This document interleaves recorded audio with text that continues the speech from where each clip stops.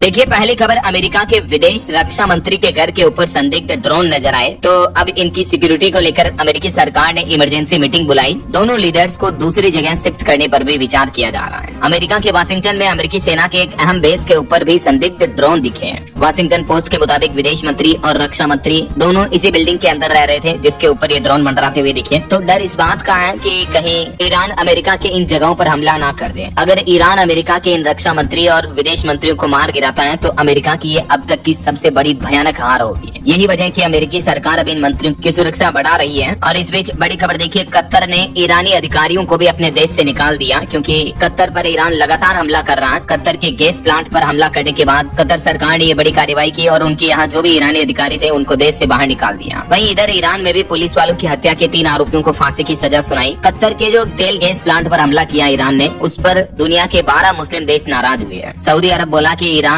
सब्र का इम्तिहान न ले, हमारे पास भी जवाब देने की ताकत है। हालातों को देखकर ऐसा लग रहा है कि मानो दुनिया तीसरे विश्व युद्ध की ओर आगे बढ़ रही है। आज अमेरिका, इजराइल और ईरान जंग का 20वां दिन है और इससे एक दिन पहले आपको पता होगा कतर के सबसे बड़े गैस प्लांट रास लफान पर ईरान ने हमला किया था। उसके बाद आज दुनिया के 12 मुस्लिम देशों ने ईरान की इस कार्रवाई के खिलाफ नाराजगी जताई और इन देशों ने ईरान से तुरंत हमले रोकने को भी कहा है। ये बयान सऊदी की राजधानी रियाद में हुई बैठक के बाद सामने आया है। इस बैठक में सऊदी अरब, कतर और यूएई समेत कई मुस्लिम देश, मुस्लिम कंट्रीज शामिल थे। वहीं इधर अमेरिका की खुफिया एजेंसी की प्रमुख तुलसी गबार्ड का कहना है कि ईरान ने अपना न्यूक्लियर प्रोग्राम फिर से शुरू नहीं किया है। दावा किया जा रहा है कि ईरान अब न्यूक्लियर प्रोग्राम दोबारा शुरू नहीं करेगा। ऐसा सरकार के ऑफिशियल आंकड़ों के मुताबिक ईरान, इजराइल, अमेरिका जंग में अब तक 2455 लोगों की मौतें हो चुकी हैं, दोनों ओर से जारी युद्ध के हालातों के बीच। वहीं इधर अमेरिका की इंटेलिजेंस चीफ भी बोली कि पाकिस्तानी मिसाइलों से भी अमेरिका को बड़ा खतरा है भविष्य में। रूस और चाइना भी इसी कैटेगरी में है। 10 साल बाद 16,000 मिसाइलें अमेरिका तक हमला कर सकेंगी।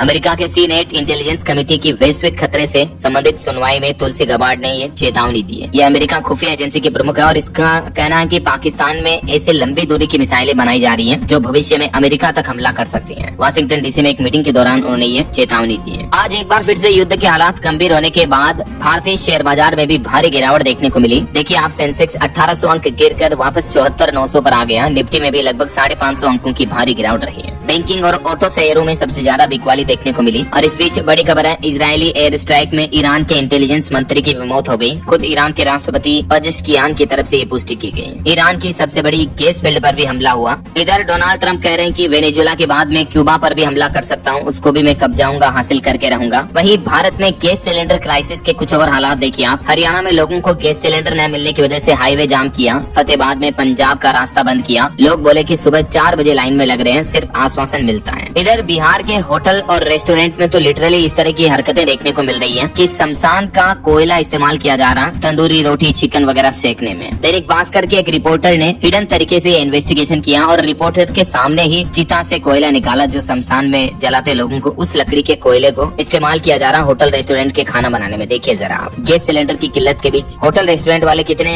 हद तक गिर सकते हैं। चिता की आग को जल्दी बुझा दी जाती है, फिर कोयले से हड्डियां छांट कर निकाल ली जाती है। छोटी मोटी हड्डी रह भी गई तो जल जाती है। जलने पर थोड़ी महक आएगी, लेकिन चिकन के तंदूर में तो पता ही नहीं चलेगा। ये हिडन कैमरे पर खुलासा सामने आया उन लोगों का जो शमशान की चिताओं से कोयला बुझा करके ला रहे हैं अपने होटल रेस्टोरेंट में। देखिए आप, होटल रेस्टोरेंट की तंदूर और लिट्टी स्टॉल में सब खप जाता है। गैस ही नहीं मिल रही है, इसीलिए डिमांड काफी बढ़ गई है। पटना के 5 घाटों में से एक दिन में कम से कम 400 किलो कोयला निकलता है शमशान घाटों में और सब सप्लाई हो जाता है। सबसे ज्यादा शादियों में भी इसकी सप्लाई हो रही है। आपको चाहिए जितना मिल जाएगा, बस बचा कर ले जाइए, नहीं तो धंधा बैठ जाएगा। जहाँ भी जाता है बहुत सेफ्टी के साथ बचा कर भेजा जाता है। ये दावा होटल रेस्टोरेंट्स में जो लोग चिता का कोयला सप्लाई करते हैं वो एजेंट्स की तरफ से किया गया। ये तस्वीर आप देख सकते हैं किस तरह से शमशान घाट पर अंतिम संस्कार के दौरान जल्दी पानी डालकर लकड़ियों को बुझा दिया जाता है और उसका कोयला फिर बेचा जा रहा है शादियों वगैरह में और रेस्टोरेंट, होटल वगैरह में खाना बनाने के लिए। ये राइजी एजेंट का कहना है कि कोयले में गंध आएगी लेकिन खाना नहीं महकेगा, मतलब खाने में गंध नहीं आएगी। ऐसा ये अकेले बिहार का मामला देखिए, जहाँ इस घाट पर रोजाना 1400 समूह का लकड़ी से अंतिम संस्कार होता है। 8000 शमशान घाट है। रोज औसतन 2000 लोगों की मौत होती है और एक शव जलाने में 300-400 किलो लकड़ी का कोयला इकट्ठा हो जाता है। रोजाना करीब 490 टन लकड़ी की खपत होती है। हालांकि डॉक्टरों के मुताबिक शमशान का कोयला इस्तेमाल करने से हमारे शरीर में कैंसर का खतरा बढ़ जाता है, क्योंकि इसमें कई हानिकारक केमिकल्स होते हैं। इससे हमारे शरीर में हृदय रोग, फेफड़ों की बीमारी, कैंसर, पॉइजनिंग वगैरह का खतरा बढ़ जाता है। उसके बावजूद लोग बाग किस तरह से